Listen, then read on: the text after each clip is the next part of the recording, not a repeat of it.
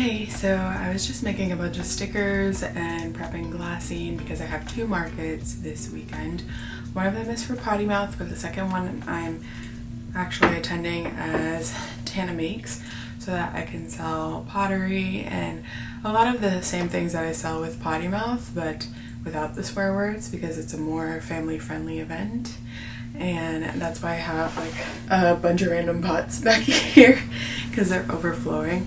It's a really big market. It's the Watermelon Festival in Carytown, Richmond, and they say like over 100,000 people attend that, so I tried to pump out as many pots as I could, but I'm still pretty slow because I've only been doing pottery for a little over a year. It takes me like 20 plus minutes just to throw one pot, and then I like doing really intricate designs and attaching cutouts to the pottery, so it takes me a very long time. I have about 30 pieces total. I'm waiting for about a dozen of them to come out of the kiln today, so yeah, I'm gonna stop by the studio today and I guess show you those, and I'm just like praying that they turned out okay so that I have enough pieces. But I did make a brand new banner advertising that I'm doing on the spot custom hand stamping because I'm bringing my stamping machine. I'll show you guys that too because I'm really proud of it. Nick took a really nice picture of me hand stamping, and since I don't have that many pots, I'm really relying on selling hand stamped jewelry to make up a big chunk of the money I want to make. Let me show you a couple of the pots that I did make though. This one's a really cute strawberry mug. I painted on the designs with an underglaze applicator. The first one that I actually made was this one where I just put white glaze, and one of my favorite artists, Sarah Madison, said she loved it and would love one that had some pink because pink is her favorite color. So then I made this one with some pink, and I'm really happy with how they turned out. This is definitely very different from what I usually make because I usually make a lot of things with stripes and wavy designs. Like this one has a bunch of stripes, and I have had these pencils in there because I want to advertise it as a pencil cup, but I wanted to glaze the inside white, and when I poured glaze inside I didn't wax resist the outside, so a little bit of white glaze accidentally dripped here. So I was like, fuck it, let me just dip the top portion in white glaze so that it looks like I didn't mess it up. And this was just a happy accident. I really like how this turned out a lot. So one of the pieces that's coming out of the kiln today is actually a mug that I basically copied or tried to replicate this. Come on, focus on the mug. And then my others are kind of typical designs. I've made this one before, so this is just another one that I made of it. And checkers, I really like the checkerboard style. This is like a mix between gingham and checkerboard because there's spaces in between every square. But yeah, I'll show you what I bought to display them later after I stop by the studio and pick up the pots.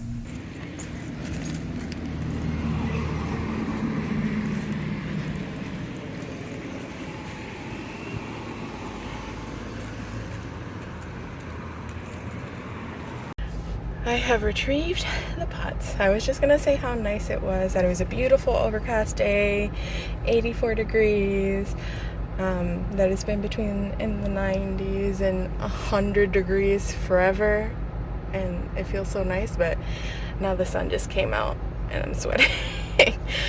But I only had like 2 casualties, so unfortunately those won't make it on time for the Watermelon Festival, but after I fix them up, maybe they can be part of the next update. But there's a lot of good ones. 2 out of like over a dozen to have had casualties is not bad. So I thought there were 13, but it seems like there's a lot in there. I guess we'll count when I get home, but I'm so excited. I'm back from the studio. So excited. Hi, Chico. Wanna see? So here's a pot that I actually made last year, but when I was painting clear glaze over the red underglaze, I accidentally grabbed some white glaze when I was doing some finishing touches. So there was like a white spot here and a white spot there, and I was like kicking myself in the butt for doing that, and I actually put it on the website discounted for the minor flaws. But then I realized that I could just put more red underglaze and clear glaze on an already fired piece and fire it again, so now it's perfect. And I can sell it full price, and now I have like a spooky mug, since, you know, it's basically spooky season. Is the natural light better? Should I turn off the light? Is it too dark now? I can't decide. I think you can see better here. But here's a little daisy one. I just did little dollops of white glaze with a paintbrush and hand painted each little daisy. This one's probably one of my favorites. So this was the one I was saying that I copied the cup that was basically an accident, and I loved how the accident turned out, so I replicated it for a mug, and I love it. And yes, if there are any left over after the festival, I will definitely put them on an update. So I made a little mini espresso cup mug thing, and this is called a pistachio glaze, and I really love how it looked, so I decided to glaze a couple pieces with that same glaze. And I just love the warm toastiness of this glaze. Is so pretty, and I love how on the bare clay it gets even more toasty by where the glaze ends. It's so pretty.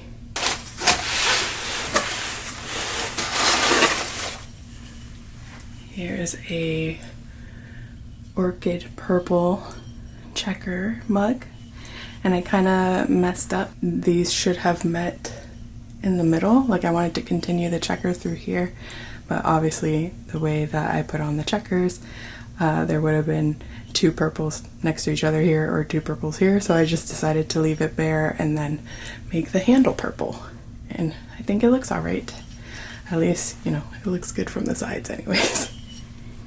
I usually make my checkers like this by using 1/8 inch tape, because I didn't know how I could get clean squares, but I realized that I'm not that good at painting on glaze squares, but I'm pretty good at painting on with wax. So what I did was just paint on wax for each square, since the wax is like a lot runnier than glaze and it's just easier to maneuver on a paintbrush. Here's a really cute smiley face mug. I'm really happy with how it turned out. It was kind of a pain in the butt to paint these smiley faces. I painted on yellow underglaze on greenware, and then on bisqueware I filled in the eyes and the smile, and then I put on a little bit more underglaze to make the yellow really pop, and that seemed to work really well, because I did something a little different on my smiley face mug, where I didn't paint the colors of the faces on greenware. I just did it on bisqueware, and even though I tried to paint a lot of coats, not all of them came out super opaque. It's just a mini little planter. It was too small to do more than 2 rows of checkers, and then I just did that orchid satin glaze inside. Here's one where I attached clay flowers, and I used white glaze and then yellow glaze on top of the white glaze, but I realized after I did it that the yellow glaze was probably going to run a little, but I think it's okay. It's more like a groovy type style flower. Here's a little hexagon tray with those minty and purpley colors and clear in the middle. This one was really fun. I was just messing around with this tiny little dish.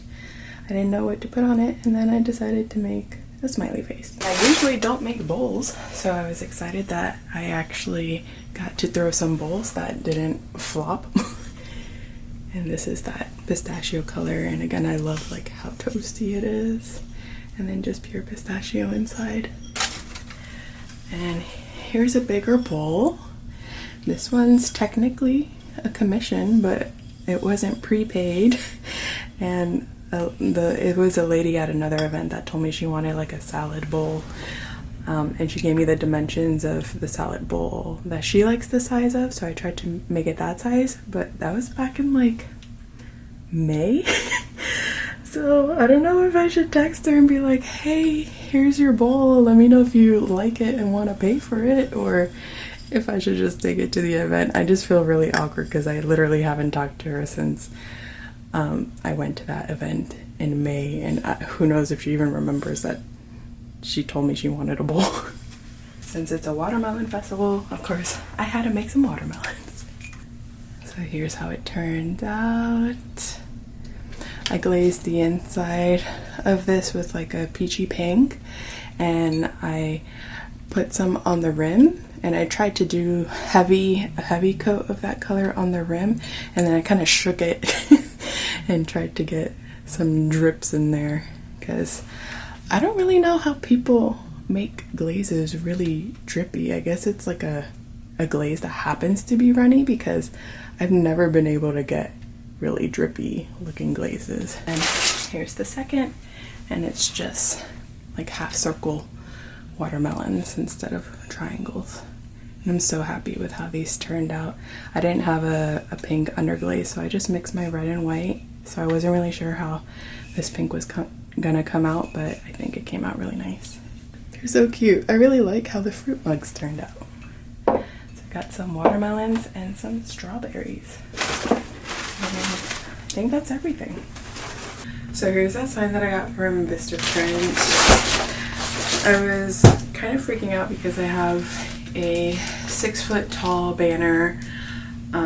It hangs vertically and it has its own stand, and I got it a few years ago from Vistaprint, but they don't have that one anymore, and I didn't want to buy like a completely new stand.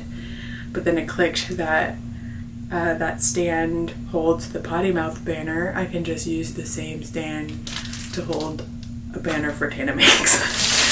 So I just ordered the same size and designed on Canva a banner that kind of advertises that I hand stamp on the spot. I can't get this in the whole frame. Let me see if I can move the camera. Okay, that's like the furthest back I can get the camera. But it basically shows the steps of how to order a custom bracelet, and I just got Nick to take like a nice picture of me hand stamping, and then basically what the bracelets look like. And in the picture of me stamping, the blank actually says custom stamping, and then on the photo of the finished bracelets they say custom stamped stainless steel bracelets. So I'm trying to make it really obvious that I do custom on the spot stamping. So yeah, I got this from Vistaprint, and I designed it in Canva because even though I went to school for graphic design, Canva is kind of beating Photoshop, and not having to come up with a design completely from scratch is pretty nice. And then for other display things, I got this wood riser from Amazon just because I wanted something larger and sturdier than I'm able to make on the laser machines.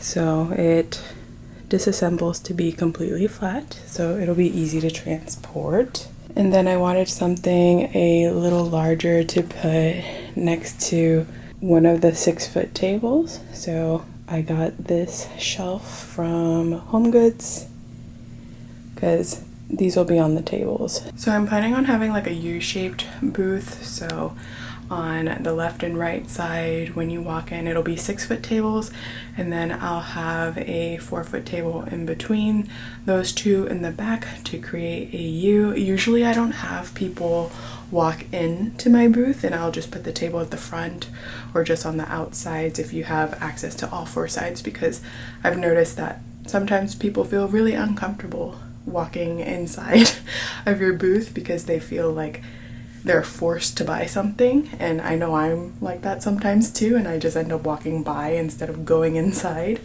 So I try not to do that, but I just have so many like fragile items that I would rather people be more intentional and walk inside and know that they're looking at fragile items instead of accidentally having someone walk by and bump into something. So for my 6-foot tables, I have fitted tablecloths, not like the stretchy spandex looking ones, just because that's what I prefer, but I didn't buy a third table to make the U. We're just using a 4-foot table that we have in our garage, and I tried to find the same tablecloth that I use for my other ones on Amazon, but it didn't come in 4x24.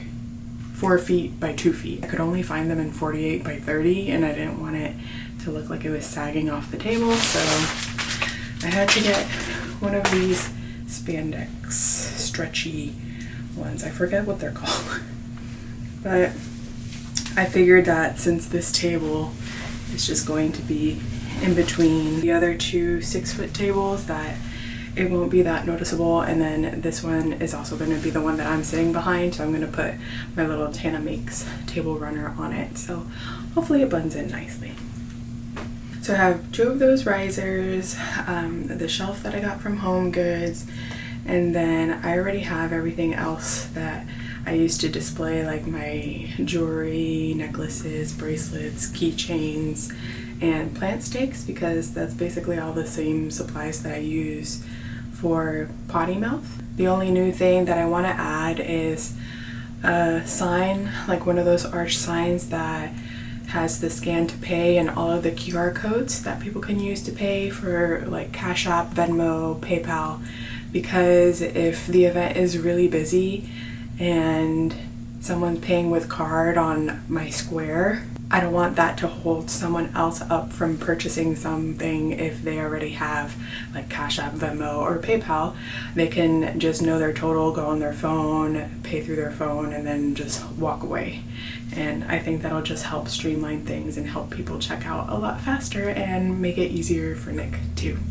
So I have some birch plywood sheets.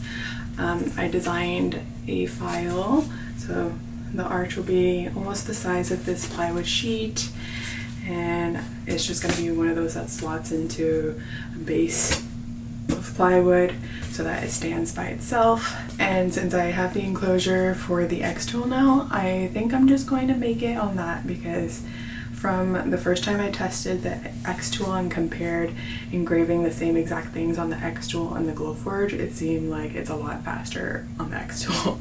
So I'm gonna go with that. So this is what I designed for the arch. If you don't know how to make an arch, by the way, in Illustrator, because there isn't really like an arch symbol, it's just like the circle and rounded rectangle and whatnot, you basically just draw a circle and then draw a square or a rectangle and then merge them together with the Pathfinder. So that's a cool hack if you don't know how to make arches. So I just have my business name, scan to pay, my Cash App, PayPal, and Venmo, and also that we accept cash, credit card, and Apple Pay thanks to the Square Card Reader. Follow us on Instagram. So yeah, my design's ready, and I'm just going to cut it on the XTOOL. Here I am, trying to install the air assist. And Ferrero's trying to help me, and Nyla's trying to help me. Alright, let's get this set up. Excuse me, buddy. Excuse me. Excuse me.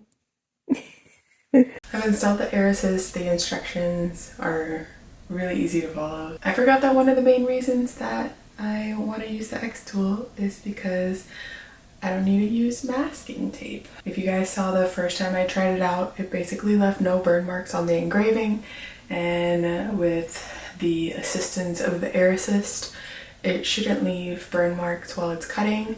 I've heard that the air assist doesn't really help while it's engraving because it already doesn't really create burn marks, and it can actually create more burn marks. I guess maybe because the pressurized air is blowing the residue back onto the plywood.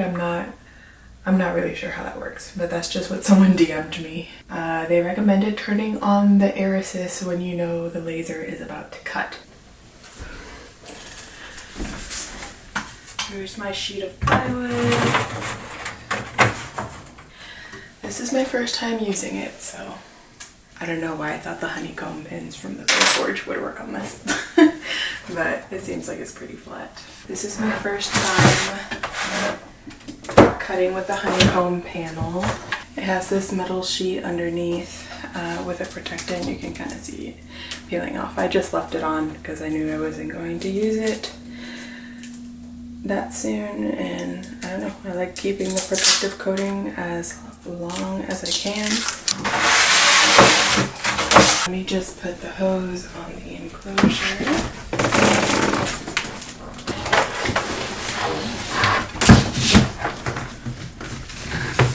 I'm just gonna stick the hose out the window. I just wedged it with the window and then pull down the blinds, so no air should really come back. But ideally, you would want a piece of wood with a hole the same size as the hose that wedges in the window so that nothing at all comes back in. But for now, I don't have that. Last thing is to plug in the fan. So I'm just gonna plug in the fan once I'm actually ready to engrave.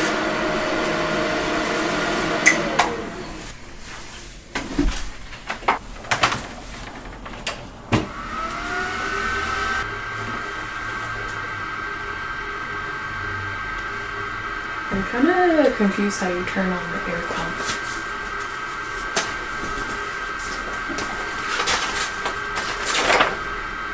I think it said there was like a plug and go.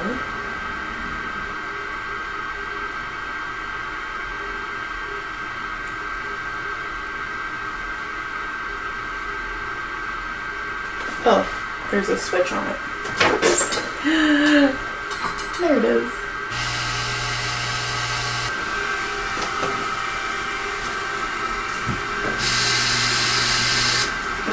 I can feel it inside. Okay. Alright, I've imported my design into LaserBox Basic. And now I just need to figure out what settings to use on this machine for 3mm plywood. I have a million tabs open, don't look at my million tabs. XTOOL does have a section for material settings, so I'm gonna see if they happen to have birch plywood. Doesn't seem like it, so I'm just gonna Google XTOOL 3mm birch plywood settings. Hi Forever. Well, hopefully I don't have to watch the video. What? XTOOL commercial. Hopefully I don't have to watch the video. Ow, Ferrero! He's jumping on me and used his claws. Hello. Usually on the Glowforge, I use the same settings I use for MDF for my birch plywood. And it seems like their basswood plywood is the equivalent to like a MDF birch plywood. I might be wrong.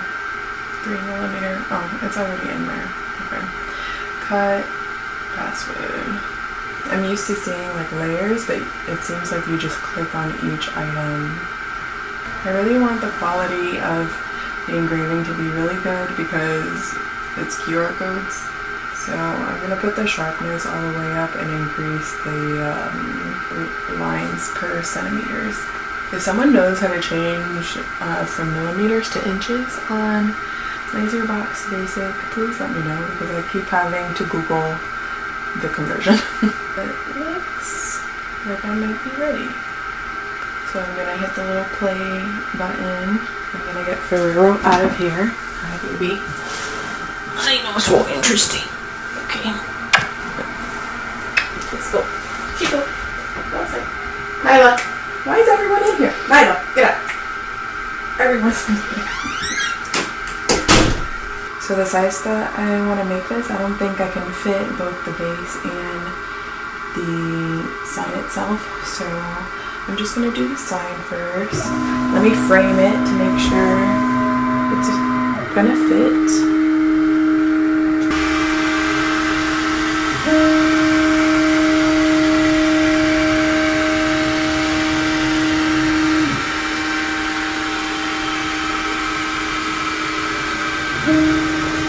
Alright, looks like it's gonna fit just fine.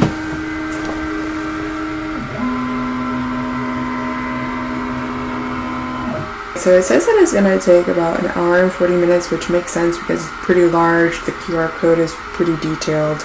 When I have like a 3-inch ornament, that takes like 9 to 12 minutes. So let's start it. I'm gonna turn on the air assist just in case because I don't know if it's gonna cut first or engrave first. So I guess we'll find out.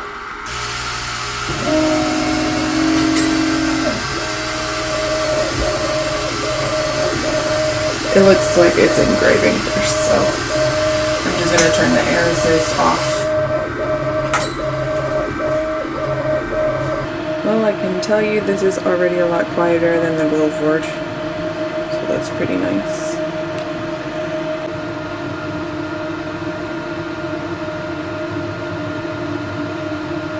Alright, I guess I'll see you when it's done because I'm not gonna record for over an hour.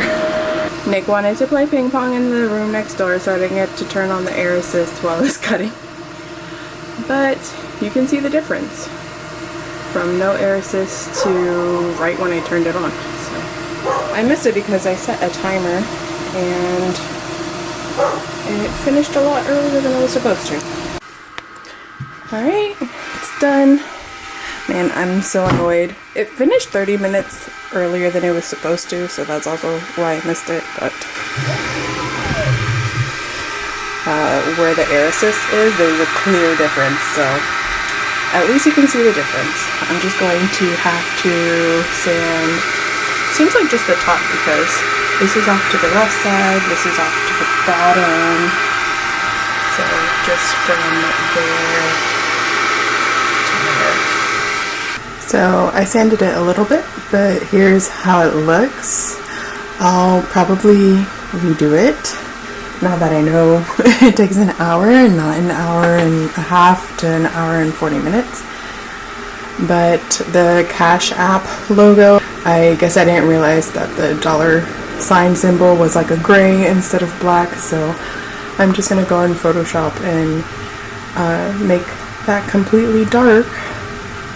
Otherwise, I'm really happy with how it turned out, and the fact that I don't have to peel anything is just the best part. Now I'm just gonna make sure that the QR codes work. So Cash App still works, and I'm pretty sure Venmo still says PayPal, but it takes you to PayPal. I'm gonna cut out the base so that you can at least see a complete cut with the air assist. Turn on the air assist.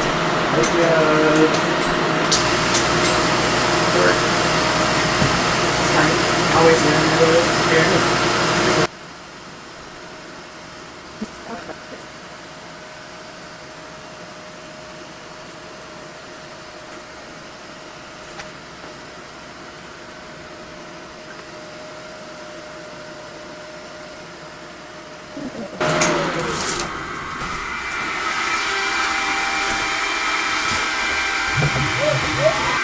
Came off no problems and 0 burn marks. Nada. Oh my god, it's so exciting. You know how many plant sticks I had to peel in the last video? I'm gonna make all of them in the XTOOL now. Also, Look how nice my stand is. I'm glad my design worked. I was able to put on the base without gluing it, and it doesn't come off. So, it's so cute. I'm wondering if I should just paint the little cash symbol with paint, because it's kind of my fault that I didn't realize it was gray. Or if I should just redo the whole thing. Because other than that, it looks really nice. Hello. Hey yo. Hey yo. Not me just throwing the shit on the floor. Lila, why are you growling at him? Be nice.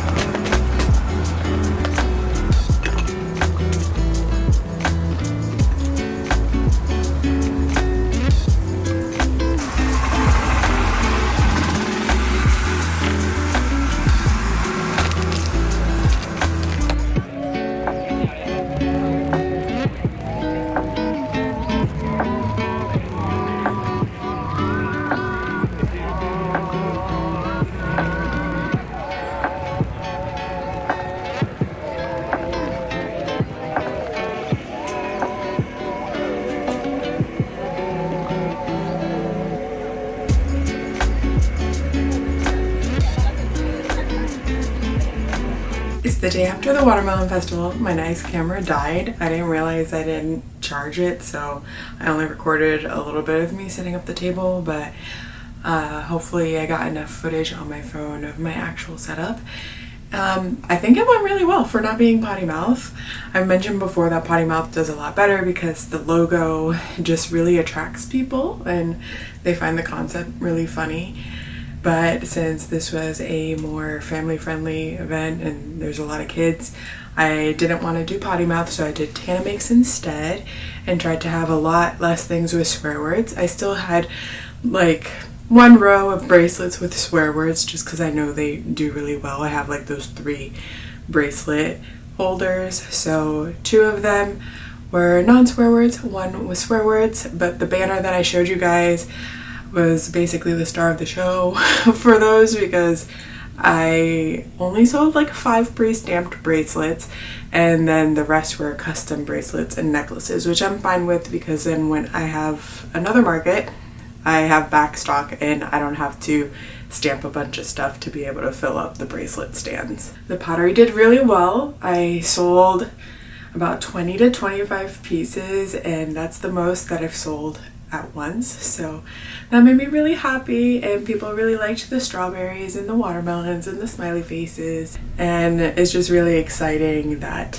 there are people who really value pottery because it's not cheap. Like most of this stuff was $30 to $60, so the fact that people grab things and just pay that money without any hesitation just shows that they know how much time and effort goes behind making each piece. So I do have some pots left over that'll be part of an update soon, but I just picked up some bisqueware from the studio that I fire my pieces at, so I think I'm just gonna glaze those first before I do the update with the leftover pieces from the watermelon festival. I figured I'll show you guys what I have left. This is the tote that I usually put my tablecloths in, but since I didn't have that many pots left, I decided to throw my pots in there because I didn't want to pack them the same way that I packed them when I took them because they were in like 3 separate boxes. So we did have one casualty. A lady ran into one of my stands with a big purse and she knocked it over, and she was just acting very obnoxious, like, did I do that? I don't think I did that. Did I do that? And there were a bunch of people there that saw her do it, including my husband, and I was taking a customer's payment and packing their order, so I didn't see it happen. But she just walked away. She just said, did I do that? And walked away, didn't say sorry or anything. So she was pretty rude, but honestly, for a festival that brings in like over 100,000 people, I'm surprised there weren't more casualties. So it's fine, and it wasn't one of my favorites, so at least there's that. And it broke pretty cleanly, so we can just super glue it and then maybe put a plant in it. So the little hexagon tray is left. The 11-ounce purple and mint checkered mug. This gradient blue mug. This natural and purple checkered mug. This one is an old one that I made late last year, but I just brought it just in case. The pistachio checkered. This one probably didn't get snagged because it's a smaller mug. It's only 9 ounces, so if you like a small cup of coffee or tea, then this one's good for you. But I love this glaze so much. This little like pencil or paintbrush holder or your paint water. This one's another old one. This one's one I made pretty recently that's actually on the Potty Mouth website, and it's discounted because it has this little chip here that was covered with glaze, so it's hardly noticeable and it's not rough or anything. And then these 2 little 7-ounce cups that I made a little bit ago. I had a lot of people eye them, but they weren't snagged up. I really like these. I call them like my medicine and supplement cups, because you know when you just need like a small cup of water to take your medicine and supplements in the morning? It's like, this is perfect for that. A tiny little planter. Another small pistachio mug. This one's 12 ounces, so it's not that small. I only sold one of the pistachio glazes, which I'm surprised because I love this glaze so much. I sold the little espresso cup. There's a pistachio bowl. This bowl that I said was technically commissioned but not prepaid for. Maybe I'll message that lady who it was intended for and see if she likes it. I think it's a tad smaller than what she wanted. Like maybe a 1/4 to 1/2 inch shorter and like 1/2 inch smaller, which in bowl terms that can make a pretty big difference.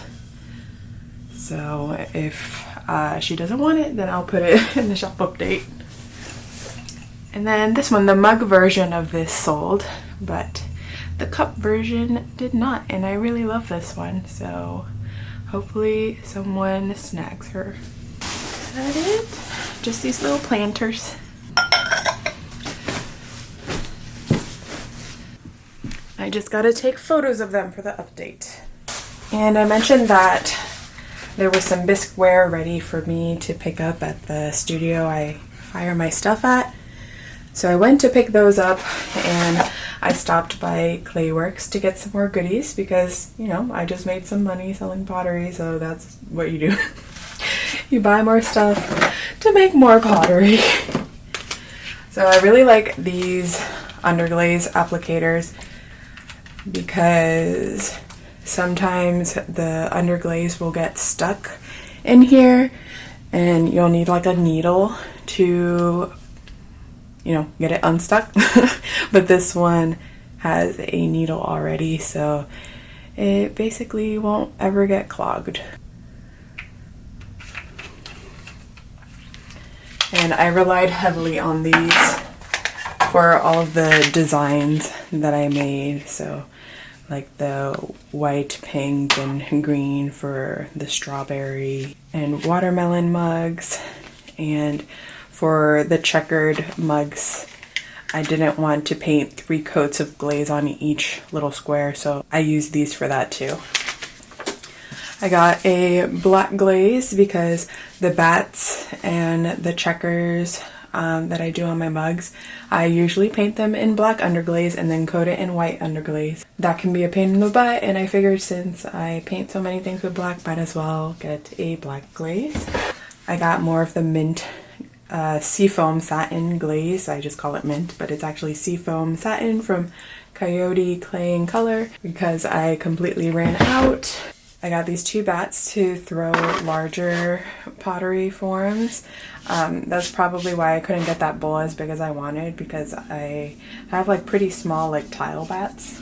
I got this Mud Tools flexible rib.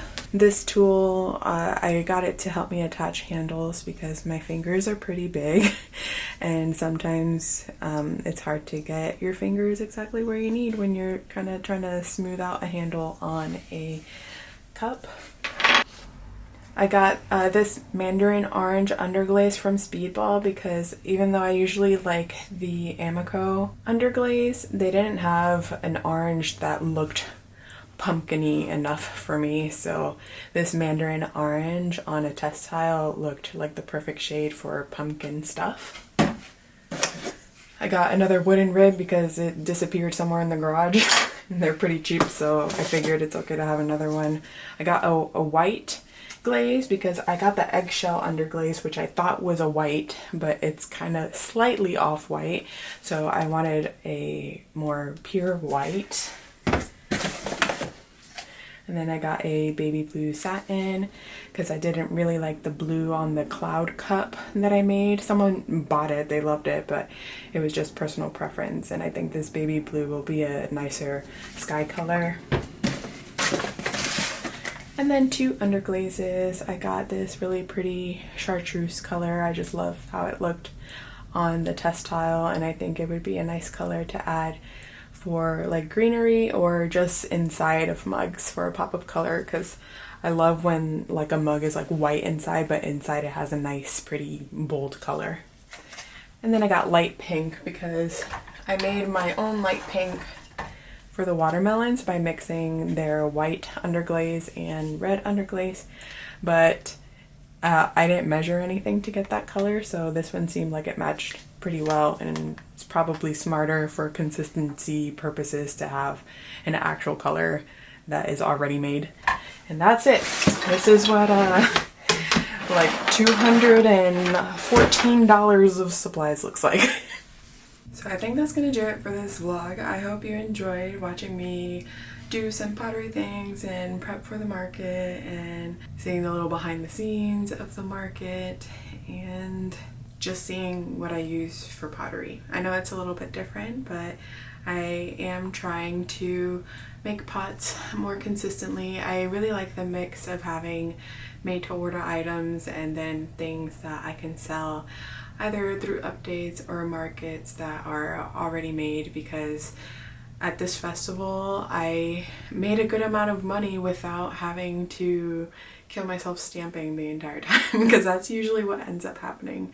I'll be stamping customs, replenishing like the potty mouth phrases, but this one, since basically half of the sales were pots, it was nice to just kind of sit back and wait for people to pick a pot and then just back it for them. Anyways, I'll see you guys in the next video. Bye!